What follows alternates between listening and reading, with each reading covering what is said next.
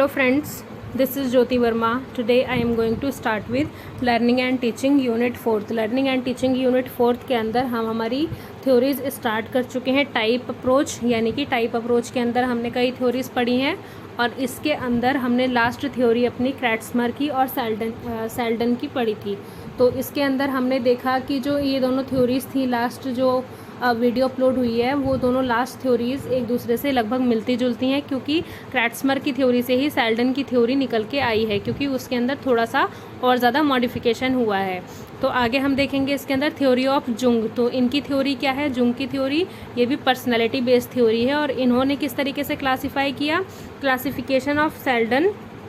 तो इन्होंने जो सेल्डन ने क्लासीफाई किया था उसके आधार पर ये थ्योरी दी गई है। इन्होंने मनोवैज्ञानिक आधार पर व्यक्तित्व को 3 भागों में बांटा। तो ये उनके हिसाब से, मतलब जो सेल्डन की थ्योरी थी उनके हिसाब से ही ये क्लासीफाई हुई है, लेकिन ये थ्योरी किसकी है, थ्योरी ऑफ जुंग।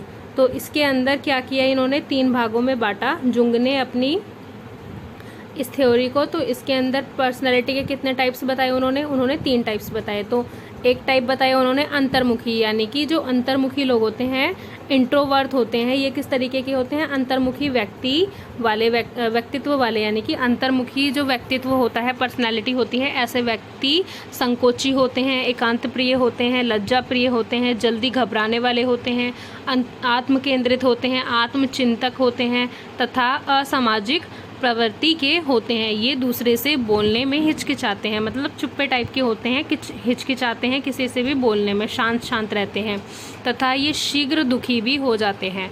नेक्स्ट हम देखेंगे इसके अंदर बहिर्मुखी।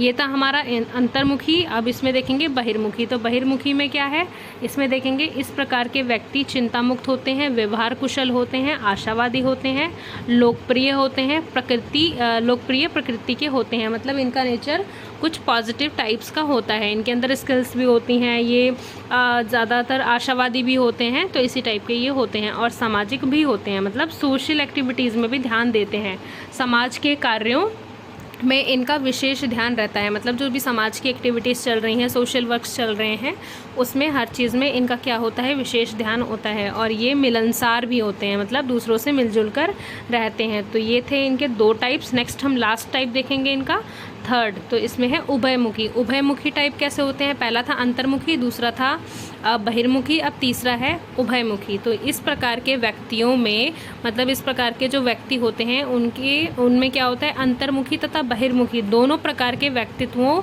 के क्या होते हैं, गुण पाए जाते हैं। दोनों प्रकार के व्यक्ति इनके अंदर पाए जाते हैं। तो ये कहलाते हैं अभयमुखी, क्योंकि इसमें अंतर्मुखी भी आ जाते हैं और बहिर्मुखी भी आ जाते हैं। तो ये है उभयमुखी। आई होप फ्रेंड्स आपको तीनों टाइप्स बहुत अच्छे से समझ में आए होंगे।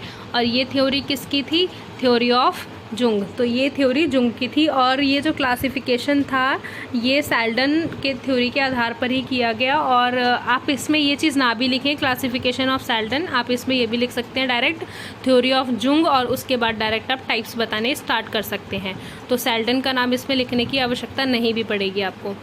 आई होप फ्रेंड्स आपको ये वीडियो समझ में आया होगा। इसके अंदर आपने जुंग की थ्योरी के बारे में देखा और इनके 3 टाइप्स को अच्छे से समझा।